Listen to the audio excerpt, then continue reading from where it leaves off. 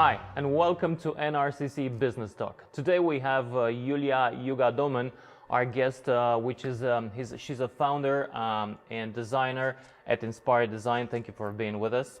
Thank you. First of all, why did you join the NRCC? Why being a member? Well, for my business, it's very important to be part of a business community, of course, and it helped me expand my network. Because through NRCC I actually got a lot of contacts and even projects. So I have. So it's a marketing tool. Yes, it is a marketing Networking, tool. marketing. Yes, and of course quite an exposure for the business. And my businesses have Dutch, so I'm also part of a Dutch community. Okay, can you give me a few examples of your work? Yes, first of all, I've been 3 years an interior designer of Iulia. She is a famous hairdresser in Romania. So she once cut my hair, and actually in what saloon? She actually scratched my skin there. I can't forget maybe her. you were in one of the saloons I designed for her. Okay. Also, you designed the interior. Yes, I design a few saloons, and you can see in Afi Mall, it's a very big saloon, and it looks really nice. And in Sun Plaza, that's very nice. Yes, that was designed by me. Okay. Yeah, so you started there. Yes, and after, since I joined the business community, I also worked with Novotel on a few projects like meeting rooms. You can also see business lounge. Okay. I've done, and I am proud of a project. The residence of the Dutch ambassador, the previous ambassador, and of course the previous residents, because they moved. So I'm very proud of that project also. I wanted to mention that. So what do you do when you're trying to design an interior? What do you talk to people? Do you they give you their color preferences? How do they use the space? What is the input, and how is your creative mind flow working? For example, it depends very much if it's a residential project or a commercial, because if it's residential, then I really need to know how people live. So for example, a family, I need to know everything about them. And then it comes the design process, and that comes with the budget. So the client needs to give me an estimated budget, because that matters also in the creative process of design. So that is one. And the second, the commercial space, depends for who it is. If it's, for example, like I did with Iulia, it needs to fit the brand and the clients, of course. If it's an office space, it's about productivity. So and of course the business of the company needs to relate with the brand. So there comes my input in design. And there's this concept coming from the northern countries, which is called the new work, where people don't really adhere to the old principles. This is my desk, this is my computer, this is where I work, and be aware that this is my kingdom. And you're trying to move, people are trying to move into more open spaces, more sometimes impersonal spaces, but also sometimes spaces where they can collaborate better. How do you take that into account when you design? Well, if there is an office space, yes. Lately we have this idea that if we sit in an open space is better, but employees start complaining about too much noise. They cannot concentrate. They are all the time bothered by other colleagues. So I think now we are starting to move. The new work is already old? Yeah, no, we are changing actually. Now they want also intimacy, like privacy in their work. So everything is changing, It's not that we have to work like in the past. We are,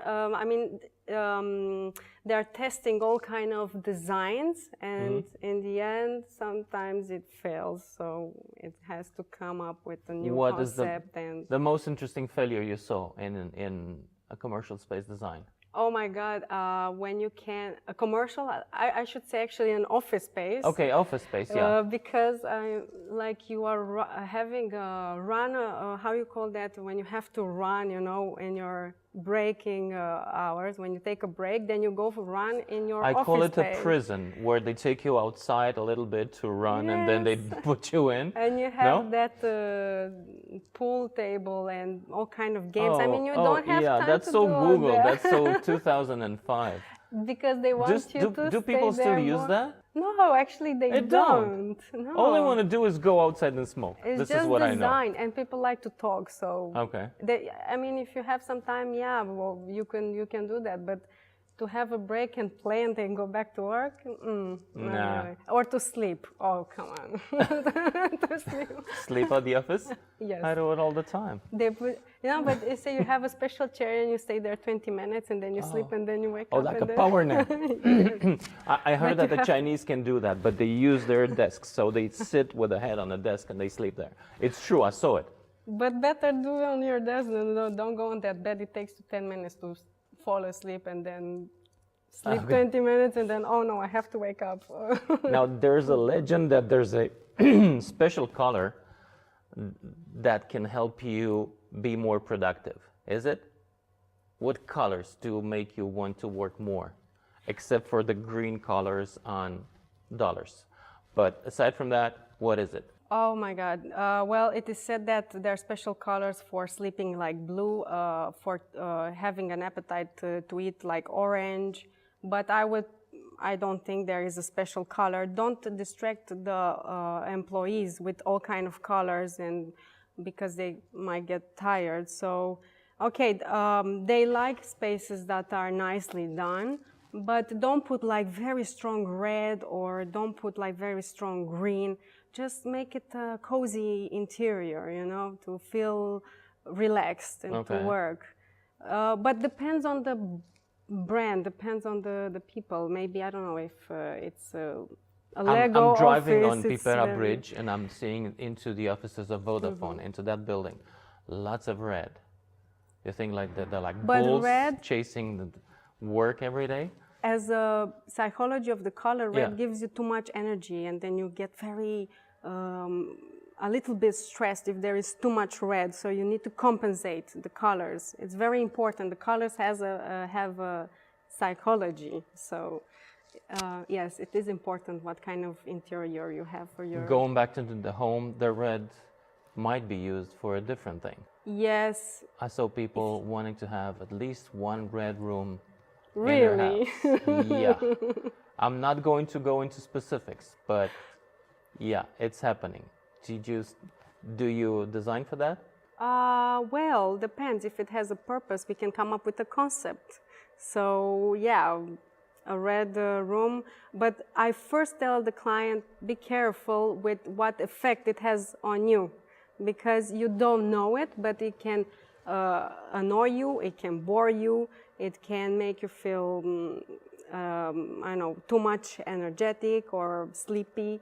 So I tell them the effects and then they choose if it's good for them, that color.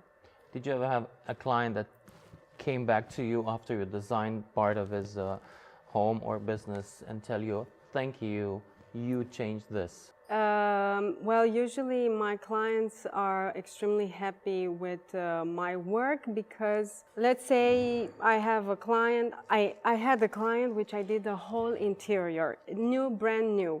And then they said, you changed our lives. It's really nice and it's so cozy here. We gave you some tips, like we like this color and this, but we had no idea that it can be so nice in the end.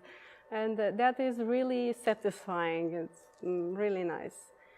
Now, you started a vlog. Yes. It was not for the Coca-Cola campaign, was it? No. No. Why did you do it? Well, I can admit that is for exposure, of course. I showed my work in the vlog, but not only my work, because I am actually on a mission and I want to, let's say, inform through things that I discovered are wrong. For example, I try to detect the problem, Then I confront it. So this is, I come up in the vlogs with the video, and then I find solutions. So I come up also with solutions. Give me some examples of problems in interior design. For example, I took my own house, which I designed, so I also show in the videos how I did from the A to Z. And in that process, you could see actually the problems arising and then confronting them. I don't know, for example, when the constructor did something very wrong, then... Like what? Well, never showing up for work. This happened to me. No, I don't know, the stairs, for example, they didn't do them very good, like, and then we started checking them. Oh, but this is not good here, and it doesn't connect well, and then They were not even. No, right? not really. Not even. Yeah, and then I had to tell them to take out everything. Because I read at some point that a difference in 0.1 centimeters is felt by your feet.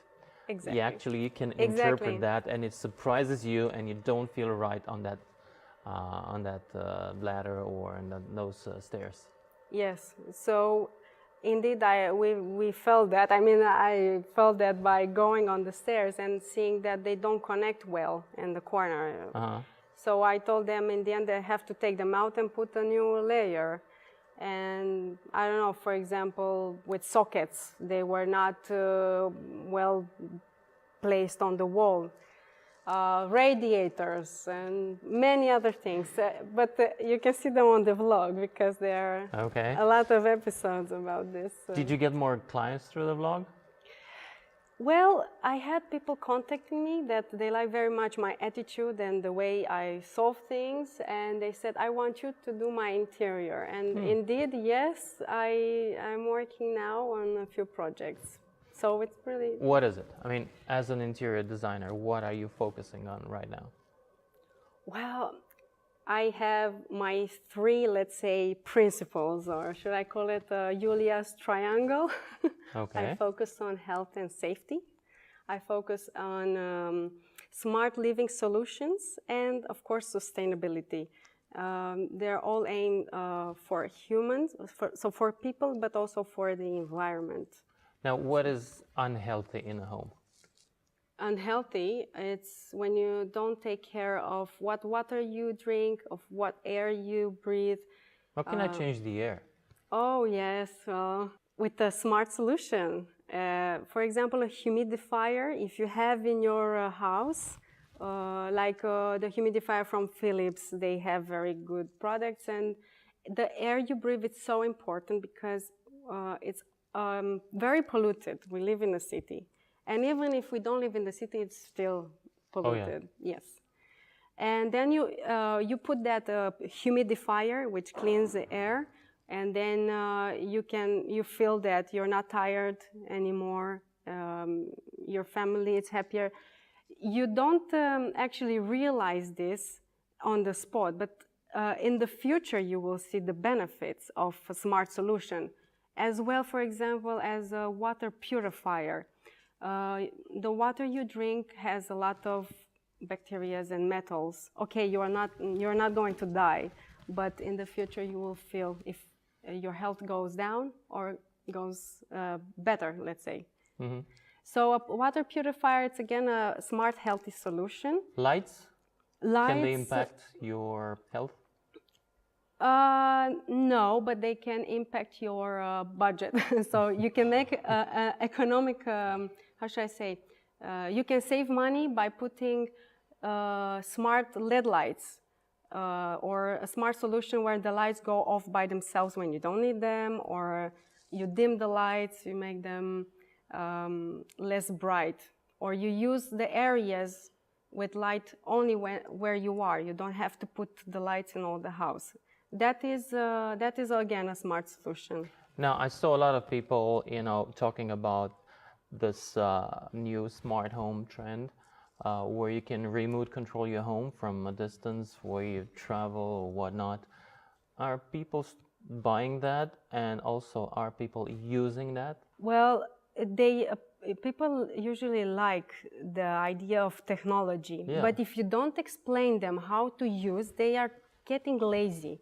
So I had clients that had a lot of things in the house, technology, you know, but they said we don't use them. Yeah. I don't want to get bothered with that, you know. I have a recorder under the TV. I never bothered to set it up to record shows. I'm thinking, if I'm going to use a remote control for my house, do I really want to do another thing while I'm away? You know, going into the phone and checking to see what's happening. Isn't it better to just, you know, hire somebody to take care of the house if the budget permits? Well, in having that smart system, you also save money because you can put your heating system to go on when you're away. Also, when you're in holiday, you know, you don't need a person in the house. So I think by informing people very well how to use the products, they get comfortable with them and they use them. Otherwise not. We tend to get lazy, so we don't want to get bothered. And of course, you have to get what you need. You don't have to have all your house extremely smart. For example, an oven that tells you the recipe. If you don't use it, then don't buy it. You know, but if you have a hood, a smart hood, you know, that sucks the air in the kitchen, that smart hood can make itself adjust to the air in the house. So you cook, itself go stronger, and when you stop cooking, itself goes softer until it shuts down by itself. So that is a smart solution. That is a smart hood. Yeah, by the way, I had a business friend, well, actually a businessman that I went visiting, and everything in his home was white. Okay. Many years ago. Okay. It was the minimalistic trend. Minimalist? Yeah. Is it still on?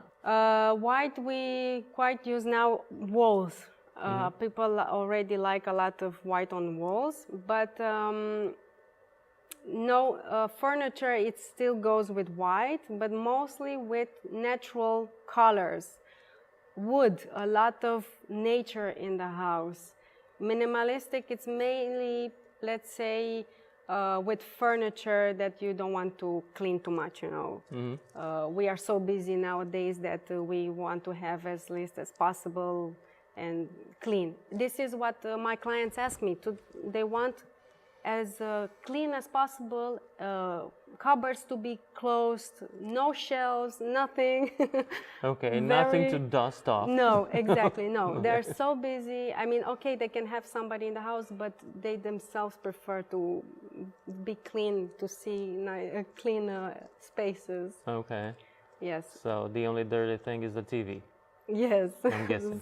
Now, going back to NRCC, what is your favorite event here? Well, I like all events because I've been to all of them every year. Okay. So every event has something special. So I don't want to miss anything. But if you were to recommend to somebody that's really very busy and doesn't have time to go to all of them, which would it be? Well, for example, they don't have to be to all of them because, for example, the CEO dinner is only for corporate patrol members. The night of the SMEs is for medium companies, small medium companies. And Orange Night, it's actually for everybody. So they should go where they fit. I really like the Orange Night.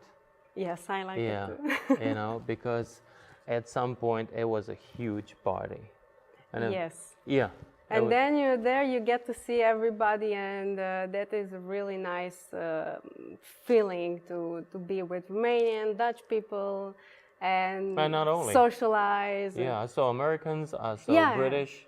Yeah, exactly. Many other countries. Yeah, the evening is too small for how many things you can do. Iulia, thank you very much for being with us at the NRCC Business Talk. Thank you so much. And see you next week.